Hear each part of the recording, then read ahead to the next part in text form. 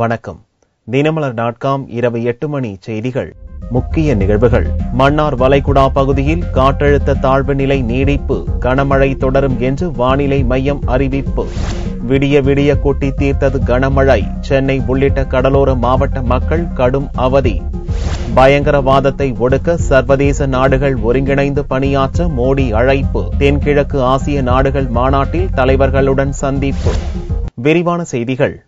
மன்னார் வளைகுடாவில் நிலை கொண்டிருக்கும் காற்றழுத்த தாழ்வு பகுதியால் தமிழகத்தில் பரவலாக மழை பெய்ய வாய்ப்புள்ளதாக சென்னை வானிலை மையம் தெரிவித்துள்ளது. தென்மேற்கு வங்கக்கடல் பகுதியில் நிலை கொண்டிருந்த காற்றழுத்த தாழ்வு பகுதியால் தமிழகத்தில் பரவலாக மழை பெய்து வருகிறது. வியாழனன்று செய்தியாளர்களை சந்தித்த சென்னை வானிலை மைய இயக்குநர் ரமணன், தென்மேற்கு வங்கக்கடல் பகுதியில் நிலை கொண்டிருந்த காற்றழுத்த தாழ்வு பகுதி வியாழனன்று காலை மேற்கு நோக்கி நகர்ந்து இலங்கை மன்னார் வளைகுடா பகுதியை ஒட்டிய தென் தமிழகத்தில் நிலை கொண்டிருப்பதாக தெரிவித்தார். இதனால் தென் தமிழக பகுதியில் கனமழை பெய்யக்கூடும் என்று ரமணன் கூறினார். நேற்று தென்மேற்கு வங்கக்கடல் பகுதியில் நிலை கொண்டிருந்த அந்த தாழ்வு பகுதியானது மேற்கு நோக்கி நகர்ந்து இன்று காலை 8 மணி அளவிலே இலங்கை மன்னார் வளைகுடா மற்றும் அதை ஒட்டியுள்ள தென் தமிழகத்தில் நிலை கொண்டுள்ளது.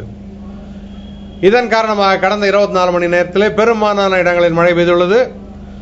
கிடைத்த தரவுகளின் அடிப்படையில் மிக அதிகமான மழை 15 சென்டிமீட்டர் ராமேஸ்வரத்தில் பதிவாகியுள்ளது. அடுத்தபடியாக 14 சென்டிமீட்டர் திருத்துறைப்பூண்டியில் பதிவாகியுள்ளது. எந்தெந்த காலகட்டங்களில் எல்லாம் இந்த நிகழ்வானது மன்னார் வளைகுடா அருகில் நிலை கொண்டுள்ளதோ அந்த காலகட்டங்களில் தமிழகத்தை பொறுத்தவரை நல்ல மழையை பெற்றுள்ளது. ஆகவே அடுத்த 24 மணி நேரத்திலே தமிழகம் மற்றும் புதுச்சேரியில் பெரும்பாலான இடங்களில் நாம் மழை எதிர்பார்க்கலாம். தென் தமிழகத்தை பொறுத்தவரை ஒரு சில இடங்களில் கனமழையும் ஓரிரு இடங்களில் மிக கனமழையும் இருக்கும். வட மாவட்டங்களை பொறுத்தவரை ஓரிரு இடங்களில் கன மற்றும் மிக கனமழை இருக்கும். சென்னையை பொறுத்தவரை வானம் மேகமூட்டத்துடனும் சில இடங்களில் கனமழைக்கு வாய்ப்பிருப்பதாகவும் ரமணன் தெரிவித்தார். சென்னை உள்ளிட்ட கடலோர மாவட்டங்களில் விடிய விடிய தொடர் மழை பெய்ததால் பொதுமக்களின் இயல்பு வாழ்க்கை கடுமையாக பாதிக்கப்பட்டது. அந்தமான் அருகே தென்கிழக்கு வங்கக்கடலில் நிலை கொண்டிருந்த காற்றழுத்த தாழ்வு நிலை தமிழகம் அருகே மேற்கு நோக்கி நகர்ந்துள்ளது. இதன் காரணமாக சென்னை உள்ளிட்ட கடலோர மாவட்டங்களில் புதன்கிழமையன்று இரவு முதல் விடிய விடிய தொடர் கனமழை பெய்தது.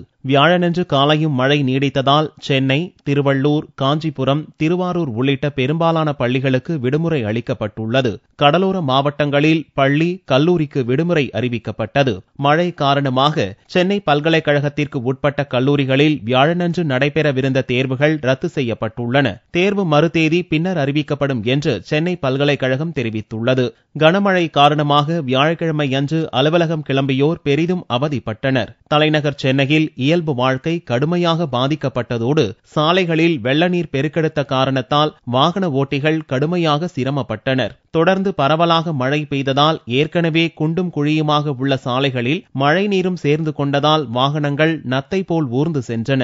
இதனால் அனைத்து சாலைகளிலும் போக்குவரத்து ஸ்தம்பித்தது. பொதுமக்கள் வீடுகளுக்குள் முடங்கி போயினர். மழை பெஞ்ச நேரத்தில் இதுவாகுது, ரொம்ப ரோடுலாம் நாசி ஆகுது. இப்போதான் போட மாதிரி இது ரோடுங்க ரொம்ப இதுவாகுது. தண்ணி அங்க ப்ராப்ளம் ஆகுது, ஒரே டிராபிக் ஆகுது. போக வேண்டிய நேரத்துக்கு போக முடிய மாட்டேது, ரொம்ப கஷ்டமாகுது.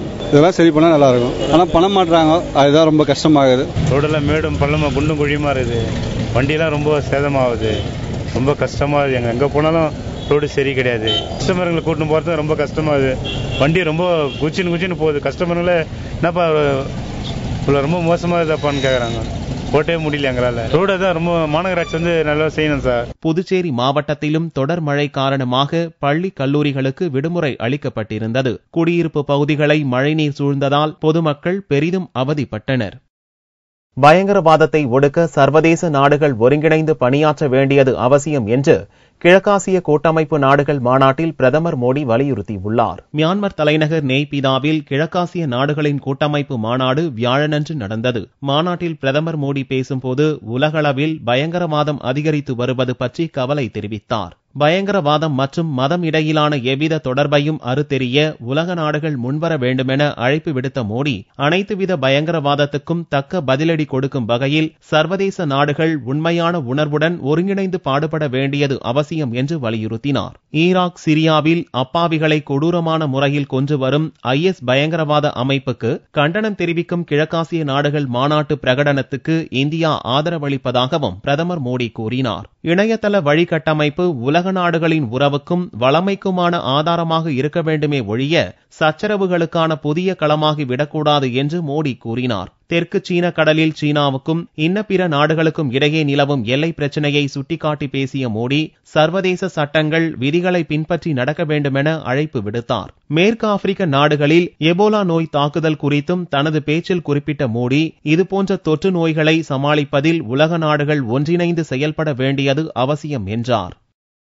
அமெரிக்க அதிபர் ஒபாமா, ரஷ்ய பிரதமர் டிமிட்ரி மெட்வெடேவ் உள்ளிட்ட உலக தலைவர்களை பிரதமர் மோடி சந்தித்து பேசினார். தென்கிழக்காசிய நாடுகள் கூட்டமைப்பு மற்றும் கிழக்காசிய நாடுகள் கூட்டமைப்பு மாநாடுகளில் பங்கேற்க பிரதமர் மோடி மியான்மர் சென்றுள்ளார். மாநாடுகளை முன்னிட்டு வியாழனன்று மியான்மர் அதிபர் தெயின் செயின் இரவு விருந்தளித்தார். பல நாடுகளின் தலைவர்கள் பங்கேற்ற விருந்தின் போது அமெரிக்க அதிபர் பராக் ஒபாமா, இந்திய பிரதமர் மோடி சந்தித்துக் கொண்டனர். அப்போது மோடியை நீங்கள் ஒரு செயல் வீரர் என்று ஒபாமா புகழ்ந்தார். இத்தகவலை மோடியுடன் சென்றுள்ள வெளியுறவுத்துறை செய்தி தொடர்பாளர் சையத் அக்பருதீன் ட்விட்டரில் தெரிவித்துள்ளார். வியாழனன்று துவங்கிய கிழக்காசிய நாடுகளின் மாநாட்டுக்கு இடையில் ரஷ்ய பிரதமர் டிமிட்ரி மெட்வெடேவையும் மோடி சந்தித்து பேசினார். ரஷ்யாவின் நெருக்கமான மதிப்புமிக்க கூட்டணி நாடு இந்தியா என்று மெட்வெடேவ் கூறினார். அதற்கு நன்றி தெரிவித்த மோடி இரு நாடுகளிடையேயான உறவு மேலும் வலுப்பெறும் என்று கூறினார். இச்சந்திப்பின் போது இரு நாடுகளின் மாநிலங்கள், மண்டலங்கள் ஒருங்கிணைந்து பணியாற்ற வேண்டியதன் அவசியத்தை மோடி வலியுறுத்தியதை மெட்வெடேவும் ஆமோதித்தார். ரஷ்யாவுக்கு தான் 2001ஆம் ஆண்டில் குஜராத் முதல்வர் என்ற முறையில் வருகை புரிந்ததை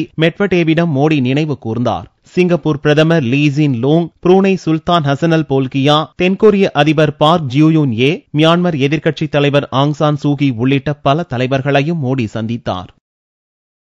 போலி என்கவுண்டரில் 3 இளைஞர்களை கொன்ற 2 ராணுவ அதிகாரிகள் உள்ளிட்ட 7 ராணுவ வீரர்களுக்கு ராணுவ நீதிமன்றம் ஆயுள் சிறை விதித்துள்ளது. கடந்த 2010 ஏப்ரல் 30ஆம் தேதியன்று காஷ்மீர் மாநிலம் குப்வாரா மாவட்டம் மாசில் செக்டாரில் ஊடுருவ முயன்ற 3 பாகிஸ்தானிய பயங்கரவாதிகளை கொன்று குவித்ததாக ராணுவம் அறிவித்தது. கொல்லப்பட்ட மூவரும் பாரமுல்லா மாவட்டத்தைச் சேர்ந்த அப்பாவி இளைஞர்கள் என்பது காஷ்மீர் போலீஸ் நடத்திய விசாரணையில் தெரியவந்தது. இந்த போலி என்கவுண்டர் வழக்கை விசாரித்த ராணுவ நீதிமன்றம் வியாழனன்று தீர்ப்பளித்தது. 2 ராணுவ அதிகாரிகள் உட்பட 7 ராணுவ வீரர்கள் மீதான கொலை, கிரிமினல் சதி, போலியாக ஜோடித்தல் ஆகிய குற்றச்சாட்டுகள் நிரூபிக்கப்பட்டுள்ளதாகவும், ஆகவே 7 பேருக்கும் ஆயுள் சிறை விதிக்கப்படுவதாகவும் ராணுவ நீதிமன்றம் தீர்ப்பளித்தது. அவர்களது பணிக்கால சலுகைகள் அனைத்தையும் நிறுத்தி வைக்கவும் நீதிமன்றம் உத்தரவிட்டுள்ளது. வேலை வாங்கி தருவதாக எல்லைக்கு 3 இளைஞர்களையும் வரவழைத்த ராணுவத்தினர் அவர்களை கொன்று பயங்கரவாதிகள் முத்திரை குத்தியதோடு இதற்காக விருது கேட்டு ராணுவ தலைமையிடத்துக்கு விண்ணப்பமும் செய்தனர். அப்பாவி இளைஞர்கள் கொல்லப்பட்டதை தொடர்ந்து 2010ஆம் ஆண்டு முழுவதும் காஷ்மீரில் பெரும் போராட்டங்கள் வெடித்தன. கற்களை வீசி தாக்கிய போராட்டக்காரர்கள் மீது பாதுகாப்பு படையினர் நடத்திய துப்பாக்கிச் சூட்டில் 120 பேர் இறந்தனர். ஒருபுறம் சாலையை கூட்டும் மோடி அரசு இன்னொரு புறம் நஞ்சை பரப்புவதாக ராகுல் கடுமையாக சாடியுள்ளார். நாட்டின் முதல் பிரதமர் ஜவஹர்லால் நேருவின் 125வது பிறந்தநாள் விழா காங்கிரஸ் சார்பில் டெல்லியில் வியாழனன்று நடந்தது. விழாவில் பங்கேற்ற ஆயிரக்கணக்கான காங்கிரஸ் தொண்டர்கள் மத்தியில் காங்கிரஸ் தலைவர் சோனியா பேசும்போது, காங்கிரஸை அழிக்க நினைக்கும் சக்திகளை எதிர்த்து காங்கிரசார் ஒற்றுமை உணர்வுடன் போராடுவர் என்றார். நாட்டின் ஒற்றுமை, அன்பு தழைக்க பாடுபட்ட நேருவின் கொள்கைகளை அழிக்க நினைப்பவர்களை எதிர்த்து மக்கள் இயக்கம் நடத்த வேண்டியது அவசியம் என்று சோனியா குறிப்பிட்டார்.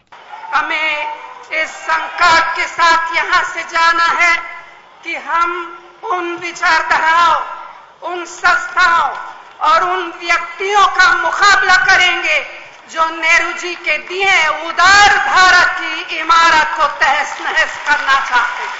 துணைத் தலைவர் ராகுல் பேசுகையில் பிரதமர் மோடியை கடுமையாக சாடினார். ஒருபுறம் சாலையை கூட்டியபடி போட்டோவுக்கு கொடுப்பவர்கள், மறுபுறம் மக்களிடையே பகை, விஷத்தை பரப்புவதாக ராகுல் கூறினார். இதன் மூலம் நாட்டின் அடித்தளத்தையே பாரதிய ஜனதா வலுவிழக்கச் செய்துவிட்டதாகவும் ராகுல் குற்றம் சாட்டினார். விடுதலை போராட்டத்தை அன்பால் வென்றெடுத்த ஒரே நாடான இந்தியாவை இன்று கோபாவேசக்காரர்கள் ஆட்சி செய்வதாகவும் ராகுல் வேதனை தெரிவித்தார். இன்று செவ்வாய் கிரகத்துக்கு விண்கலம் அனுப்பியது உள்ளிட்ட இந்தியாவின் சாதனைகள் அனைத்தும் நேருவின் தொலைநோக்கு பார்வையாலே சாத்தியமானது எனவும் ராகுல் கூறினார். விழாவில் முன்னாள் பிரதமர் மன்மோகன் சிங், ஷீலா தீட்சித், ஷக்கீல் அகமது உள்ளிட்ட பலரும் கலந்து கொண்டனர். நாட்டின் முன்னேற்றத்துக்காக பாடுபடுவது என்று விழாவில் காங்கிரசார் உறுதிமொழி எடுத்தனர். வல்லபாய் பட்டேலின் பிறந்த நாளை தேசிய ஒற்றுமை தினமாக அரசு விழா எடுத்ததற்கு போட்டியாக நவம்பர் 14ஆம் தேதியன்று நேருவின் பிறந்த நாளை நடத்தவும் காங்கிரஸ் திட்டமிட்டுள்ளது.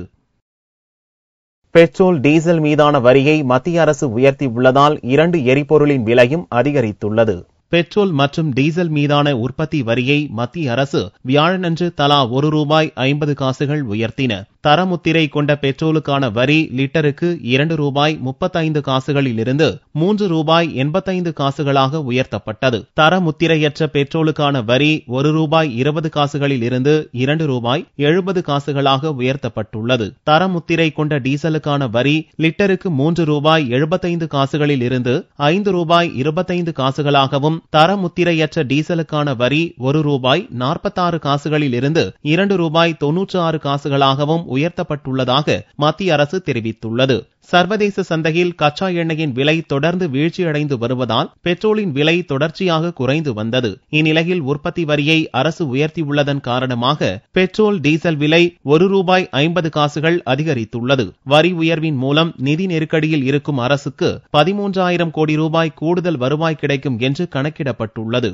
வரும் காலங்களில் கச்சா எண்ணெய் விலை கடுமையாக உயரும் போது அதே விகிதத்தில் பெட்ரோல் டீசல் விலையும் உயரும். அப்போது மக்களின் சுமையை குறைக்கவே இப்போதே வரியை கூட்டி கூடுதல் வருவாய் ஈட்டப்படுவதாக அரசு தரப்பில் காரணம் கூறப்படுகிறது.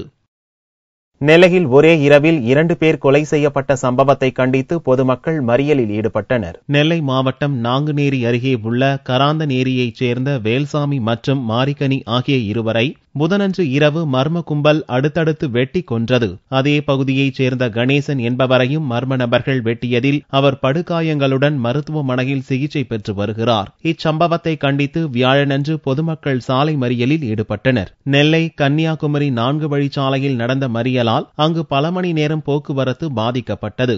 தகவல் அறிந்து சம்பவ இடத்திற்கு வந்த சேரன் மகாதேவி சப் இன்ஸ்பெக்டர் விஷ்ணு பொதுமக்களிடம் சமாதான பேச்சுவார்த்தை நடத்தி கொலையாளிகள் மீது நடவடிக்கை எடுக்கப்படும் என்று உறுதியளித்தார். இதையடுத்து மறியல் கைவிடப்பட்டது. நேற்று எங்க கூலி வேலை செய்தவங்க தான் 2 பேருமே நைட்டு வீட்டுக்கு வர வழியில திட்டம் போட்டே வெட்டி கொண்டுட்டாங்க. அவங்களுக்கு புள்ள சின்ன சின்ன குழந்தைங்க கூலி வேலை பார்த்துதான் அன்னன்னைக்கு வேலை செஞ்சுதான் அவங்கவுங்க சாப்பாட்டுக்கு பார்க்கணும். இவங்க இப்படி பண்ணாங்கன்னா இவங்களை சும்மாவே விடக்கூடாது. முதல்ல அவங்களுக்கு கைது பண்ணுங்க, இல்லன்னா அவங்க பாடியை வாங்க மாட்டாங்க, ஸ்ட்ரைக் பண்ணிக்கிட்டே இருப்பாங்க. இதேபோல் மேலப்பாளையம் குறிச்சி பகுதியைச் சேர்ந்த மாடசாமி என்பவரையும் மர்ம நபர்கள் வெட்டியதில் அவர் பரிதாபமாக உயிரிழந்தார். கடந்த 1 மாதத்தில் மட்டும் நெல்லை பகுதியில் 20க்கும் மேற்பட்டோர் கொல்லப்பட்டுள்ளனர். இலங்கைக்கு எதிரான போட்டியில் இரட்டை சதம் அடித்து இந்திய வீரர் ரோஹித் சர்மா உலக சாதனை படைத்துள்ளார். இந்தியா இலங்கை அணிகளிடையேயான 4வது ஒருநாள் கிரிக்கெட் போட்டி கொல்கத்தாவில் உள்ள ஈடன் கார்டன் மைதானத்தில் வியாழனன்று நடந்தது. டாஸ் வென்ற இந்திய கேப்டன் விராட் கோலி பேட்டிங்கை தேர்வு செய்தார். அஜிங்கியா ரஹானே, அம்பாட்டி ராயுடு ஆகியோர் சொற்ப ரன்களில் ஆட்டமிழக்க ரோஹித் சர்மாவும் கேப்டன் கோலியும் ஜோடி சேர்ந்தனர். இங்கிலாந்துக்கு எதிரான தொடரின் போது காயம் காரணமாக விலகியிருந்த ரோஹித் சர்மா 10 வார இடைவெளிக்கு பிறகு முதல் முறையாக வியாழனன்று களமிறங்கினார். 4 ரன்கள் எடுத்திருந்த போது அவுட்டாகும் அபாயத்திலிருந்து தப்பிய ரோஹித் சர்மா நிதானமாக ஆடி தனது 24வது அரை சதத்தை பூர்த்தி செய்தார். 50 ரன்களை எடுக்க 71 பந்துகளை சந்தித்த ரோஹித் சர்மா கேப்டன் கோலி உடனிருக்கும் ஊக்கத்தால் இலங்கை வீரர்களின் பந்துகளை சரமாரியாக அடித்து ஆடத் துவங்கினார். கோலி 66 ரன்னில் ரன் அவுட் ஆன பிறகும் ரோஹித் சர்மாவின் ஆக்ரோஷ ஆட்டம் நின்றபாடில்லை.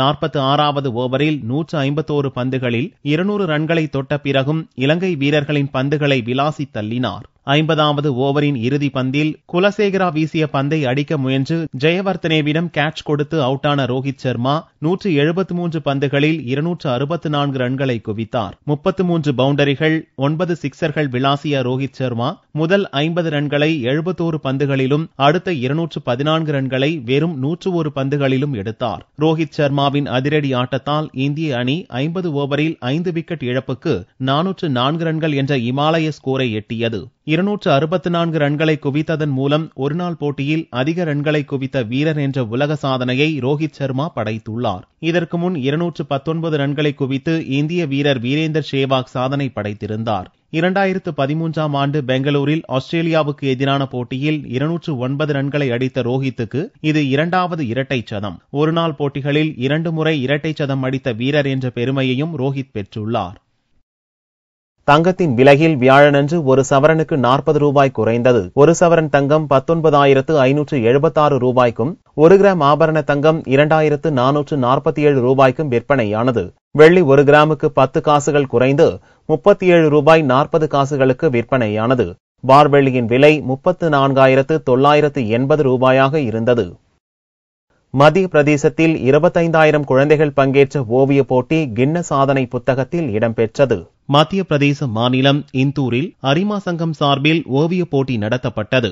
அன்பு, அமைதி, புரிதல் என்ற தலைப்பில் நடத்தப்பட்ட இந்த ஓவிய போட்டியில் மத்திய பிரதேச மாநிலத்தின் பல பகுதிகளில் இருந்து 25,000க்கும் அதிகமான பள்ளி குழந்தைகள் கலந்து கொண்டு தங்கள் திறமையை வெளிப்படுத்தும் வண்ண ஓவியங்களை தீட்டினர். यहाँ पर एक lions club drawing competition organise की गई है, उसमें हम पार्टिसिपेंट करने हैं. हमारी थीम है लव, पीस एंड अंडरस्टैंडिंग. उसमें हम ये दिखाना चाहते हैं कि सब में लव होना चाहिए, शांति होनी चाहिए और सबको एक दूसरे की बातें समझना चाहिए. बहुत अच्छा लगा. 25,000க்கும் அதிகமான குழந்தைகளின் பங்களிப்புடன் நடந்த இந்த ஓவிய போட்டி கின்னஸ் உலக சாதனை புத்தகத்தில் இடம் பிடித்துள்ளதாக அரிமா சங்கத்தினர் பெருமிதம் தெரிவித்தனர். आप देख रहे हैं कि 25,000 से अधिक बच्चे यहाँ पे भाग लेकर विश्व शांति पे ड्राइंग बनाएंगे. लार्जेस्ट आर्ट लेसन 30 मिनट का वो सुन रहे हैं जो प्रोफेसर राजीव शर्मा दे रहे हैं और उस थीम पे ये ड्राइंग बनाएंगे और हम ये विश्व रिकॉर्ड बनाने जा रहे हैं क्योंकि 25,000 से अधिक बच्चे यहाँ आ चुके हैं. கருத்துடன் கண்ணை கவரும் சிறந்த ஓவியங்களை தீட்டிய மாணவ மாணவிகளுக்கு பரிசுகள் வழங்கி பாராட்டு தெரிவிக்கப்பட்டது. மீண்டும் செய்திகள் இந்திய நேரப்படி வெள்ளிக்கிழமை மாலை 4 மணிக்கு. வணக்கம்.